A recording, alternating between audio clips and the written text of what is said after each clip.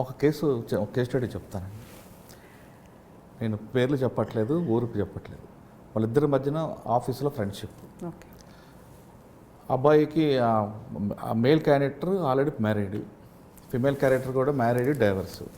వీళ్ళిద్దరూ ఆఫీస్లో కొలీగ్స్. వాళ్ళిద్దరి మధ్యన ఇల్లీగల్ ఉంది. వీళ్ళిద్దరి మధ్యన ఫైనాన్షియల్ డిస్ప్యూట్స్ కూడా ఉన్నాయి. ఈ అమ్మాయి దగ్గర డబ్బులు ఆయన తీసుకున్నాడు, ఇవ్వలేదు. అమ్మాయి ఏం చేసిందంటే డబ్బుల కోసం వాడికి ప్రెజర్ ఇచ్చింది.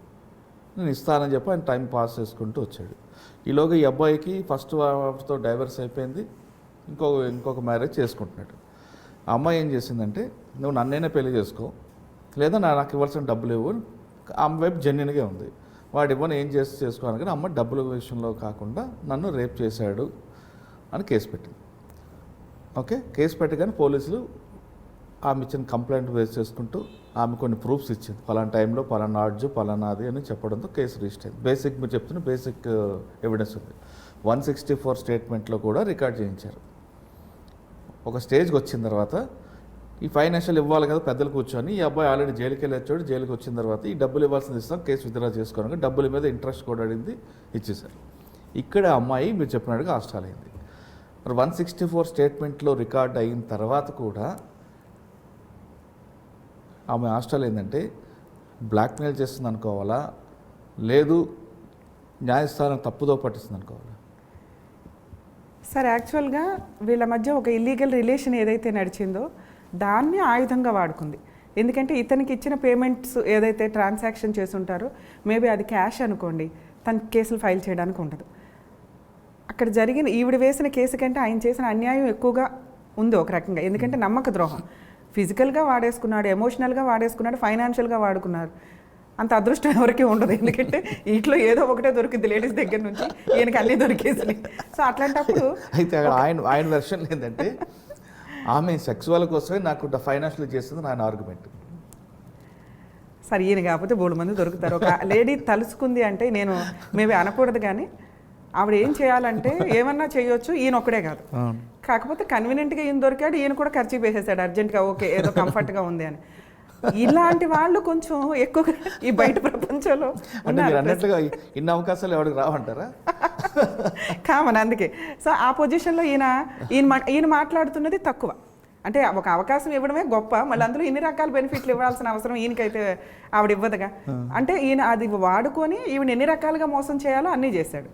నిజంగా ఈయన మంచోడు అయితే ఆవిడ నిజంగా ఎట్లా ఇప్పుడు జెంట్స్ ఎట్లా బిహేవ్ చేశారో ఆవిడ అలాగే బిహేవ్ చేసిందని మనం మాట్లాడుకుందాం. ఈయన పతివ్రతుడు కాబట్టి జాగ్రత్త పడాలి, ఈయన ఇంకో పెళ్లి చేసుకోవాలి, జాగ్రత్తగా ఉండాలి, ఇవన్నీ ఉంటాయి కదా, క్యారెక్టర్ పర్ఫెక్ట్ ఉండాలి అనేది. మరి అది లేదు. నెక్స్ట్ ఈ అమ్మాయిని అన్ని రకాలుగాను వాడుకున్నట్లే లెక్క. అప్పుడు ఆవిడకున్న స్ట్రాంగ్ ఆయుధాన్ని యూజ్ చేసుకుంటుంది ఒక ఉమెన్గా. సో ఆ వేసిన కేసు ఆవిడ హాస్టల్ అవ్వకపోతే ఆటోమేటిక్గా ఈయన్ని సఫర్ చేసిందే ఆవిడకి వచ్చే అదేనండి. అమ్మాయి వైపు నిజంగా అన్యాయం జరిగింది, అమ్మాయి వైపు అన్యాయం ఉంది. ఎందుకంటే మీరు చెప్తున్న 3 రకాలుగా అన్యాయమే సార్, ఇది అన్యాయమే. అమ్మాయికి జరిగింది అన్యాయమే. అంటే వేసిన కేసు ఫాల్స్ కేసు, కానీ ఫాల్స్ అని కాదండి, నిజంగా వాడు చేశాడు అనుకుందాం. రేప్ కేసు పెట్టింది, చీటింగ్ కేసు పెట్టింది 420, చెక్ బౌన్స్ కేసు ఒకటి వచ్చింది 370, 138 ఒకటి వచ్చింది. ఇవన్నిటి మీద ఎందుకు హాస్టల్లో వాళ్ళు గట్టి నిలబడి వాడిని పెళ్లి చేసుకోవచ్చు కదా అంటాం మేము. అంటే ఒక్కసారి ఇంత నమ్మక ద్రోహం చేసిన వాడిని చేసుకోవడం వల్ల యూజే లేదు. అంటే పెళ్లి చేసుకొని తర్వాత వేసే కేసులు వీక్ కేసులే మాట్లాడుకోవాలి. జైలుకి వెళ్తాడు కదా వాడు. ఇప్పుడు జైలుకి వెళ్ళే కేసులే లేవు సార్ మన దగ్గర. ఇప్పుడు ఆవిడ వేసిన కేసు ఏదైతే ఉందో అదే జైలుకి వెళ్తాను. అదే ఆ కేసులోనే మేమేమంటామంటే ఖచ్చితంగా వాడి మీద హాస్టల్ అకౌంట్ ఉంటే జైలుకి పోయేవాడు కదా వాడు. ఇట్లాంటి కేసులు వచ్చినప్పుడు క్రాస్ ఎగ్జామినేషన్లో క్యారెక్టర్ అసాసినేషన్ జరిగింది. సో అంత తట్టుకోవడానికి రెడీగా ఉండరు. ఈ ఇతను సెటిల్మెంట్కి వచ్చి కాళ్ళు పట్టుకోకపోతే అమ్మాయి అదే చేసేది. సెటిల్మెంట్కి వచ్చాడు కాబట్టి వీడికి ఇచ్చిన పనిష్మెంట్ ఇది చాలు అనుకుంది. దాన్ని వసూలు చేసుకోవాల్సింది ఏదో వసూలు చేసుకొని వదిలేసింది. అంటే హాస్టల్ అయినంత మాత్రాన ఆవిడ విన్నర్ కాదు అని కాదు. కొన్ని వీళ్ళు కోర్టుల చుట్టూ తిరగలేక, ఆ డైలాగులు ఫేస్ చెయ్యలేక, అడ్వకేట్లకు ఇచ్చుకునే ఫీజు అది ఈవిడికే ఇచ్చేసుకుంటే సెటిల్మెంట్ అవుతుంది. ఈవిడ కూడా మ్యాక్సిమం వీడిని ఎంత పనిష్ చేయాలో అంత టెన్షన్ పెట్టాలో పెట్టేసినట్లే లెక్క. సో ఈ కేసు వేయడం అనే ఒక ఆప్షన్ ఉండడం వల్లే ఈవిడ తను ఏం పొందాలనుకుందో ఆ రిలీఫ్ పొందినట్లు. సో అది ఫాల్స్ కేసా తర్వాత కేసా అంటే ఎట్లాగో కేసు నడిచినప్పుడు తెలుస్తుంది. అంటే ఇట్లాంటివి నిజంగా జరిగితే వేయాలి కానీ అసలేమీ జరగకుండా కొంతమంది వేస్తుంటారు. అవును. అలాంటి ఉన్నప్పుడు కొంచెం సెటిల్మెంట్లు చేసుకోకుండా వాళ్ళకి పనిష్మెంట్, ఎందుకంటే కేసు ఒక్కోసారి విత్డ్రా అయినప్పుడు విక్టిమ్స్ ప్రాపర్గా ఎవిడెన్స్ లేకుండా ఫాల్స్ కేసు వేశారు అంటే జడ్జికి తెలుస్తుందండి. ఒక్కోసారి ఫైన్ కూడా వేస్తారు వాళ్ళకి కంప్లైనెంట్కి. అలా వేసేలాగా వెళ్తే కొంచెం. రేప్ కేసులు కాకుండా ఇంకో కేస్ స్టడీలో అమ్మాయి షాప్ ఉంది, ఆమెకి ఆ షాప్లో ఉన్నవాడు ఖాళీ చేయట్లేదు. ఆవిడకి ఆల్రెడీ మ్యారేజ్ అయింది. భర్త ఇచ్చిన సలహా మేరకు నేను షాప్కి వెళ్ళాను, రెంట్ అడిగాను, ఆయన నా చేపట్టుకొని లాగాడు అని ఒక 354 పెట్టింది. సీసీటీవీలో చూసి అదేం లేదు, ఇద్దరి మధ్యన డిస్టెన్స్ ఉంది, కానీ 354 అయితే వచ్చింది. మరి అటువంటి కేసులో అన్యాయం అంటారా, అక్రమం అంటారా, న్యాయం అంటారా? దీనికి దానికి ఇందాక మాట్లాడుకున్న దానికే సరిపోద్ది. ఎందుకంటే ఒక షాప్ కానీ ఒక హౌస్ కానీ టెనెంట్ వెకేట్ చేయను అంటే వెకేట్ చేయించడానికి చాలా కష్టం అవుతుంది. లీగల్గా వెళ్ళాలి, కష్టపడి సంపాదించుకొని లోన్స్ కడుతూ ఉంటారు, లేకపోతే దాని మీద ఇంకా అప్పులు ఉంటాయి.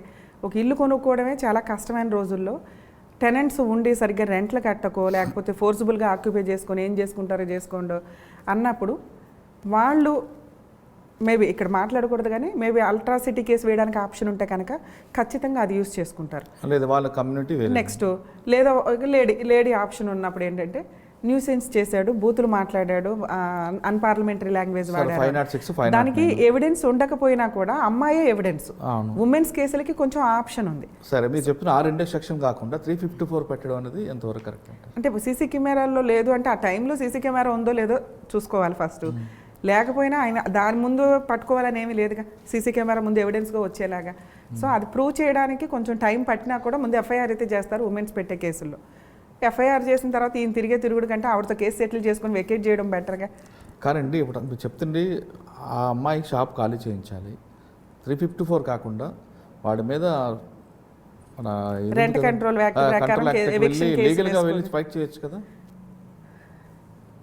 ఎవిక్షన్ కేసు క్యారెక్టర్ మీద వాడు సార్ ఒక ఉమెన్ వెళ్ళి నిజంగా షాప్ దగ్గర ఖాళీ చేయమని చెప్తే ఈ డైలాగ్లే వస్తాయి. 2-3 సిట్టింగ్స్ అయిపోయినాక వెళ్తుంది, నోరు జారుతుంది, వాడు ఒక 4 మాటలు అంటాడు. ఇవి కామన్గా జరగకుండా ప్రొసీడింగ్స్ జరగవు. ఈవిడెళ్ళి డీసెంట్గా అడగడం, ఆయన డీసెంట్గా నేను వెళ్ళను అంటాం జరగదు. వీళ్ళ కష్టం, వీళ్ళ హౌస్ ఫ్లాట్ ఏదైతే ఉందో వీళ్ళ కష్టం కాబట్టి వీళ్ళు కొంచెం ఎమోషనల్గానే మాట్లాడతారు. ఏదో కొన్ని ఉంటాయిగా, మా పాత్రలు తింటున్నావా, ఏం తింటున్నావా, అది ఇదని. ఆడు కూడా అనవసరంగా లేడీని తక్కువగా ఏం చేసి మాట్లాడొచ్చో రెగ్యులర్ అందరికీ కూడా ఇక్కడ నోటు మీద ఉంటాయి కాబట్టి అవి యూజ్ చేస్తారు. అవి అనకూడదు, ఆటోమేటిక్గా ఆవిడ ఆ కేసు వాడుకుంటుంది. ఎవిక్షన్ కేసు మీరు అన్నట్లు ఖాళీ చేయమని కేసు ఫైల్ చేయాలంటే సివిల్ సూట్ ఫైల్ చేయాలి. అది వేయడానికి ముందు ఒక నోటీస్ ఇవ్వాలి.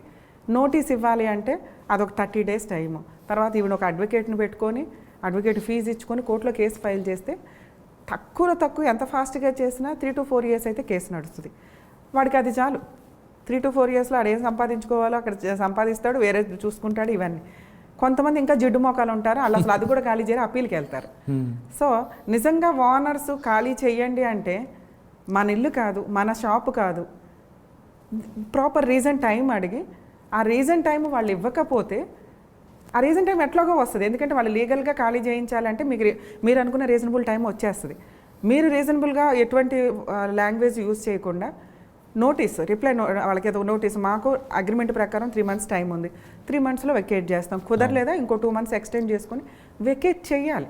దానికి ఒక మానవత్వం. లా ఎందుకు ప్రతిదీ ఈ మధ్య లా అందరికీ తెలిసిపోయి మిస్యూజ్ ఎక్కువ అవుతుంది నాకు తెలిసి. సార్ అటువంటి కేసులు కాకుండా జనరల్గా ఇటువంటి షాప్ వాళ్ళు కూడా వేధిస్తుంటారండి.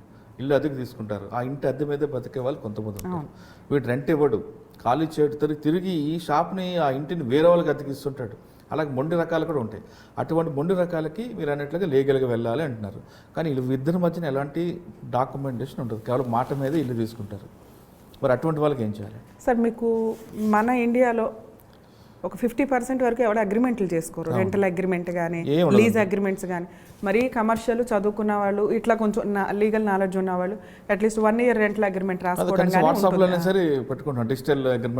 అట్లీస్ట్ అట్లా రాసుకుంటున్నారు తప్ప మళ్ళీ 1 year తర్వాత ఎక్స్టెన్షన్ ఉండదు. ఏదో ఇక నమ్మకం మీద నడిచిపోతూ ఉంటాయి. మనం ఈ లాక్డౌన్ మాట మీద ఇచ్చిన వాళ్ళు ఖాళీ చేయకపోతే ఏం చేయాలి? అదే ఒక 50% ఉండవు, ఉన్న వాళ్ళకి ఇలా ఉంటుంది.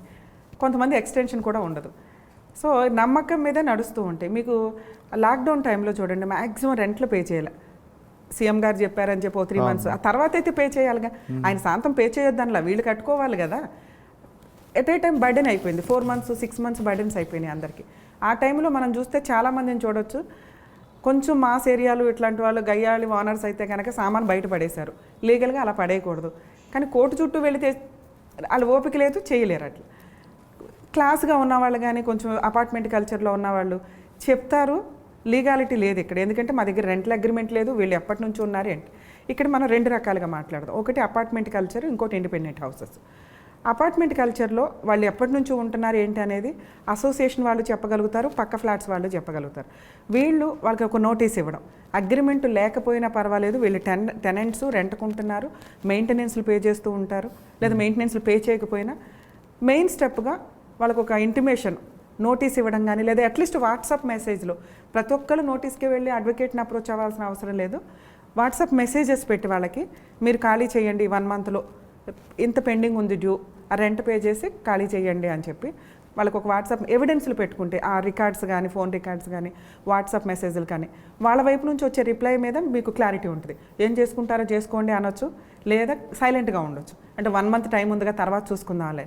అలా సైలెంట్గా ఉన్నారంటే దాన్ని యాక్సెప్ట్ చేసినట్లే లెక్క. ఏం చేసుకుంటా చేసుకో అంటే ఇప్పుడు 1 month వెయిట్ చేయాల్సిన అవసరం లేదు. ఓనర్స్ అసోసియేషన్లో కంప్లైంట్ ఇవ్వచ్చు. అసోసియేషన్ వాళ్ళు వీళ్ళని పిలిచి, ఎందుకంటే ఆ న్యూసెన్స్ని వాళ్ళు యాక్సెప్ట్ చేయరు. టెనెంట్ అన్న వాళ్ళు ఖాళీ చేయాల్సింది, ఓనర్కి ఇష్టం లేదు, ఓనర్ మెయింటెనెన్స్ ఇవ్వరు, లేదా టెనెంట్స్ డైరెక్ట్గా మెయింటెనెన్స్ పే చేస్తుంటే వాళ్ళ దగ్గర నుంచి తీసుకోరు. ఎందుకంటే ఓనర్ అబ్జెక్ట్ చేస్తారు, నా టెనెంట్స్ని నేను ఖాళీ చేయమన్నా, మీరు మెయింటెనెన్స్ తీసుకోవద్దు. వన్స్ ఒకసారి మెయింటెనెన్స్ ఆగిపోయిందంటే వాటరు, కరెంటు ఇట్లాంటివి ఆపడానికి అవకాశం. సో అపార్ట్మెంట్లో వాళ్ళు ఓనర్స్ పెద్దగా కోర్టుకి వెళ్ళాల్సిన అవసరం లేదు, సపోర్టింగ్కి అసోసియేషన్ సరిపోతుంది. ఇండిపెండెంట్ హౌసెస్ గయ్యాలి ఓనర్స్ అయితే ఆటోమేటిక్గా వాళ్ళే ఖాళీ చేస్తారు, గోంగూర అవన్నీ పక్కన. ఎందుకంటే ఇమీడియట్గా అట్లా సామాన్ పడేసినప్పుడు మేబీ 100కి డైల్ చేస్తారు, పోలీసులు వస్తారు. వాళ్ళు వచ్చేమంటారు, అబ్బా ఇవాళ ఒక రోజు ఉంచండి అమ్మా, ఇంకో 1 week ఉంచండి అమ్మా అంటారు తప్ప, ఓయ్ నువ్వు ఖచ్చితంగా ఇంట్లో ఉంచాల్సిందే అని అనరు. ఎందుకంటే వాళ్ళకి తెలియదు కదా ప్రొసీడింగ్ ఏంటి అని. కానీ ఇల్లీగాలిటీ జరగకుండా ఆపుతారు అక్కడ వరకు. సో అప్పుడు ఇండిపెండెంట్ ఉండదండి. అసలు పోలీసుల సివిల్ మ్యాటర్స్లో ఇన్వాల్వ్ అవ్వడానికి లేదు. వాళ్ళ సపోర్ట్ మనం ఎప్పుడు తీసుకోవచ్చు అంటే, మనం ఒకవేళ పోలీసు వరకు కాకుండా ఇండిపెండెంట్గా వీళ్ళు వెకేట్ చేయించాలి అంటే వీళ్ళు ఆటోమేటిక్గా ఇప్పుడు మనం అనుకున్న ఒక ఆప్షన్ వాడుకుంటారు. అప్పుడు పోలీసులు వచ్చి ఏదో సపోర్ట్ చేసి అప్పుడు మీకు సగం ప్రాబ్లం క్లియర్ అవుతుంది. ఏమయ్యా ఖాళీ చేయాలి కదా, వాళ్ళ ఇల్లు, బుద్ధి ఉండాలి కదా నీకు, ఒకసారి నీకోసం నేను 10 days టైం అడుగుతాను రిక్వెస్ట్ చేసి అంటారు. అక్కడి వరకు వాళ్ళు సెటిల్ చేసి వెళ్తారు, వీళ్ళు 10 daysలో ఖాళీ చేస్తారు. ఇన్ కేస్ అప్పుడు కూడా ఖాళీ చేయలేదే అనుకోండి, ఇండిపెండెంట్ హౌస్ ఓనర్స్ చేయాల్సిన పని, ఇక్కడ అసోసియేషన్ లేదు సపోర్ట్ చేయడానికి కాబట్టి వాళ్ళు చేయాల్సిన పని నోటీస్ పంపించాల్సిందే. ఈలోపు వాట్సాప్ మెసేజ్లు పెట్టుకోండి, అవి ఒక ఎవిడెన్స్. నోటీస్ పంపించిన తర్వాత వాళ్ళకు 30 days టైం ఉంటుంది. అప్పుడు కూడా వాళ్ళు వెకేట్ చేయకపోతే ఎవిక్షన్ సూట్ ఫైల్ చేసుకోవాల్సిందే. కోర్టులో కేసు ఫైల్ చేసిన తర్వాత అవుట్ ఆఫ్ ఆర్డర్తో వేసుకుంటే మేబీ 1.5 yearలో అవ్వచ్చు. మీకు అయ్యే అడ్వకేట్ ఖర్చులతో పాటు వాళ్ళకి అడ్వకేట్ ఖర్చులు అవుతూ ఉంటాయి. సో వాళ్ళు రెగ్యులర్గా రెంట్ పే చేస్తూ అన్నీ ప్రాపర్గా ఉన్నా కూడా ఓనర్ ఖాళీ చేయమన్నారు అంటే ఒక రీజన్ చూపించాలి.